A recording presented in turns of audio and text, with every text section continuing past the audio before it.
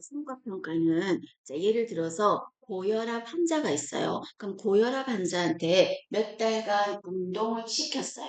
그럼 몇 달간 운동을 시킨 다음에 내가 얼마나 혈압이 좋아졌는지 떨어졌는지 알아보는 거를 하려면 뭐를 해야 돼? 혈압을 측정해봐야 되잖아요. 그럼 혈압을 측정해봤을 때 혈압이 떨어졌나 안 떨어졌나 그 알아보는 평가를 뭐라고 한다? 성과평가예요. 그래서 성과평가는 아웃풋, 결과물이 나와야 되는 게 성과평가라고 생각하시면 됩니다. 되셨죠? 반면 7번에 있는 과정평가라는 거는 약간 중간에 어떻게 이루어지는지를 보는 거예요. 그럼 여러분으로 친다면 간호조무사 시험에서 성과평가는 뭐야? 성과평가는 합격, 그리고 또 마지막으로 취업. 그게까지가 성과가 이루어지는 거잖아요. 합격, 취업, 그거를 보는 게 성과평가라면 과정평가는 여러분이 합격, 취업까지 이루어지기 전까지 시기까지 1년 동안에 이론과 실습을 얼마나 성실히 수행했나 그거를 보는 게 바로 뭐다? 과정평가라요. 그래서 내가 배드메이킹을 하는데 여러분의 평가를 내가 관찰법을 통해서 관찰을 해봤어. 했더니 머리맡에 혼니부를 더두고 펴는 순서나 이런 것도 너무 반듯반듯하게 잘하나 중간중간에 잘하는 것까지 전부 다 봤다면 무슨 평가일까? 과정평가가 되겠고 나는 그런 거 하나도 안 보고 마지막 다 했습니다 선생님 하고 보여주는 그 마지막 모습이 그냥 띵띵하게 되어 있어. 그게 머리맡에 혼니부를 더두고 이런 거 원칙도 안 지켰어도 마지막에 주름이 없이 하게 잘했어. 그러면서 굿 이렇게 말했다면 그거는 무슨 평가가 될까? 성과 평가가 되는 거죠. 그래서 성과 평가는 결과물이 나오는 거고 과정 평가는 중간이에요. 그럼 여러분이 성실하게 이수해가는 과정에서 수업에 얼마나 참석을 잘하는지 그리고 또 중간중간에 만족도 이런 거를 알아보는 게 과정 평가가 되겠습니다. 그렇게 이해하시고요. 여기서 여러분이 다 까먹더라도 뭐는 기억한다? 진단, 형성, 총괄 세 가지는 반드시 요 세 개는 진짜 많이 물었던 거니까 기억을 정확하게 하셔야 됩니다.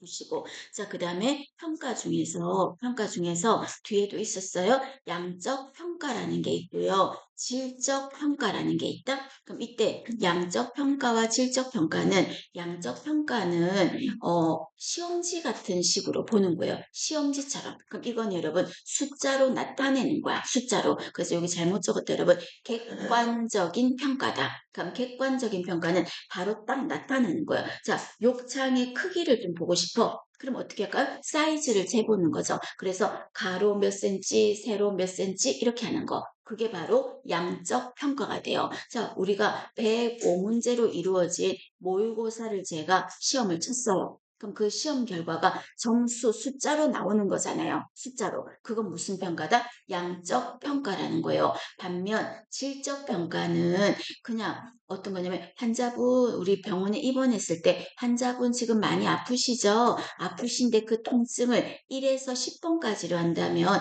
몇 번 정도 해당하세요? 이런 거 묻잖아요. 그런 건 바로 내가 주관적인 거잖아요. 주관적으로 내가 생각했을 때 아픈 정도가 저는요 10점이에요. 그럴 수도 있고 한 7, 8점이라고 할 수도 있고 그죠? 이런 식으로 뭔가 주관적으로 평가하는 거 그런 평가를 질적 평가라고 합니다. 요 두 개도 참고로만 하셔도 되겠습니다. 그렇게 보고 그 다음에 밑에 보건교육의 평가 도구라는 거는 지난번에 언급을 했던 것 같은데 그죠? 요 부분은 하담도, 신뢰도, 객관도, 실용도예요. 그럼 여러분 아신다면 한번 설명했었으니까 아신다면 한번 다시 물어본다면 이거는 뭘까요? 자, 내가 재려고 하는 바를 제대로 쟀느냐? 그럼 쉽게 말해서 아까 혈압 환자에게 운동을 시킨 다음에 마지막 성과 평가를 알아보려면 재야 되잖아요. 체크해야 되겠죠. 그런데 내가 생뚱맞게 팔둘레를 쟀어.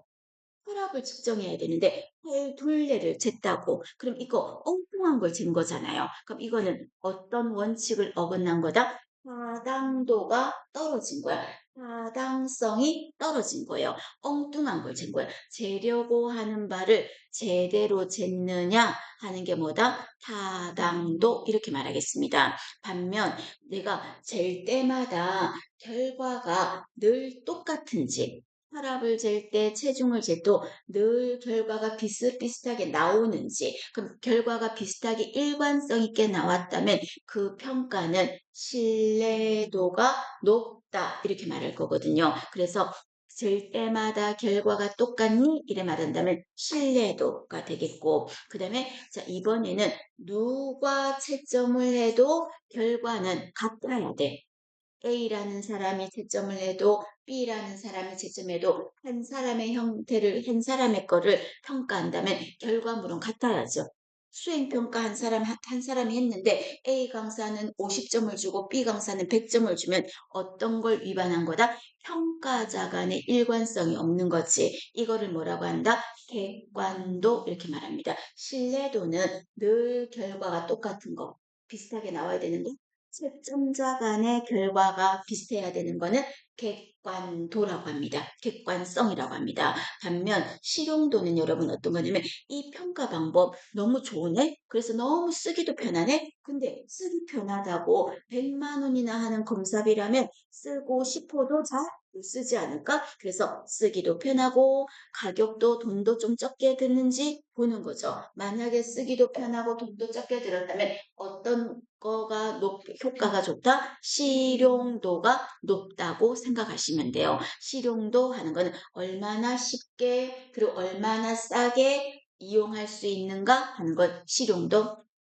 채점자 간의 결과가 똑같아야 되는 거는 일관성 있는 거는 객관도.